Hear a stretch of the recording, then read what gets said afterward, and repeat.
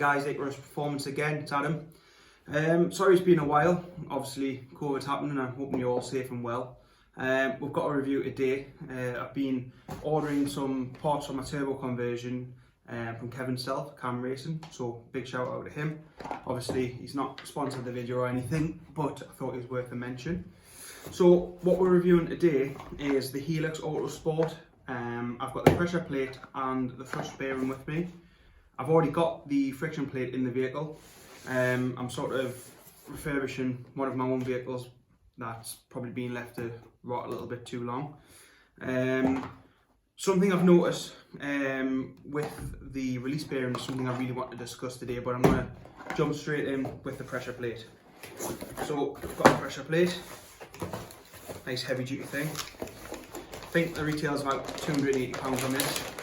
See, as you can see, it's not being opened. Get it straight in. Standard looking pressure plate, quite heavy. Obviously, you can see it's all been remanufactured. I think it's probably a Value unit with a remanufactured centre, give much more clamping force. Now, I don't know if you've noticed or if any of you guys keep up with what I do day to day on my personal Facebook, but we've already been building a turbo conversion of our own and we've used this pressure plate. Now, what we've found is in the past I've had the standard Value pressure plate fail and the fingers actually sliced open the gearbox, took the diff housing out, done quite substantial damage to the gearbox. Subsequently, I've upgraded the gearbox with M Factory LSD. That was purchased via Pure Motorsport. Haven't had to test it yet in my personal vehicle, so I can't really give a review on how successful that will or won't be. But I'm hoping that 285 horsepower it should be capable of handling that quite well. This pressure plate, obviously, I'm hoping with it being a bit beefier, it's going to take the extra power. I'm not going to have any issues with, like I've seen in the past with the Value slicing the box open.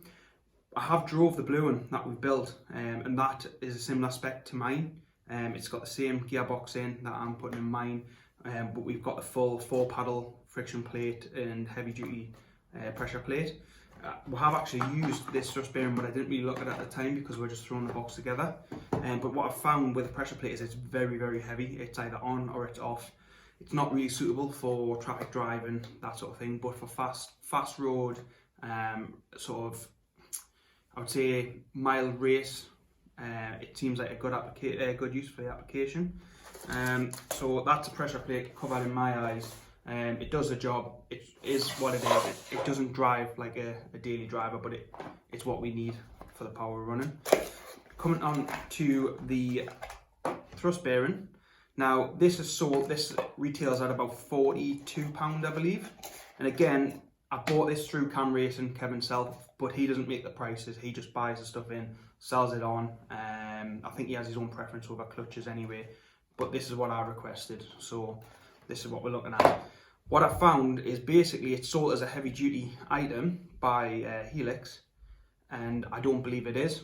I challenge anybody at Helix to come and show us what they've actually done to this thrust bearing and make it a heavy duty, make it worth £40. Trade to me, I can get this bearing from £12 from Euro Car Parts. That's £10 plus VAT. It's not £12 plus VAT, it's £10 plus VAT. Now this is 42 including VAT. And I feel like I've paid £30 for this cardboard box with Helix on, which realistically, I mean, I can't see any gold plating in there and I can't see any silver thread, so I don't know what I've paid £30 for there. But I'll just give you a close-up. I brought a pen and a little flashlight so you can all see. I hope the camera can see that well. I'll check later in the editing. But that is just an INA thrust bearing. The standard code of F-123536, so that's Foxtrot-123536 is the code on it.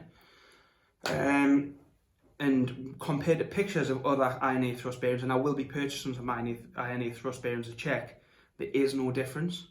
So any advice to anybody purchasing this kit is, yes, get the Helix pressure plate, yes, get the friction plate, but don't bother with the thrust bearing because I think you're throwing about 30 quid away.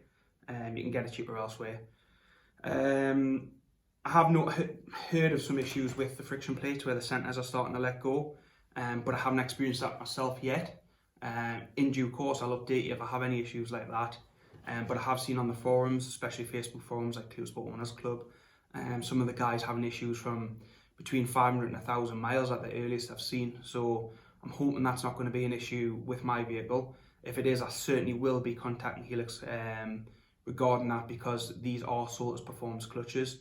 285 horsepower in my eyes isn't a lot of power to be handling for this kind of money. I think the whole retail on this full clutch setup is about £550, which is quite expensive, considering you can get a standard application for about, I think the values run about £100, £120. I don't recommend a Valio for 285 horsepower. If it was good enough, I would have used it myself. So I hope that review's been decent for you guys. If you've got any questions, certainly hit us up in the comments. If anyone sees this on Facebook, you can certainly private messages if you like any advice or anything. And hopefully in the coming months, the blue turbo, we don't know the power it's going to make yet, but I'm hoping around about 270, 280. I can do a review on that, and that was built personally in-house by myself and the guys down at Just Automotive. So we'll see what that turns out like, and hopefully we're not waiting another 6 months for a video, because like I say, COVID seems to have been clearing up now, and we can move on with the purchases and reviewing parts. So thank you very much everyone, and stay safe.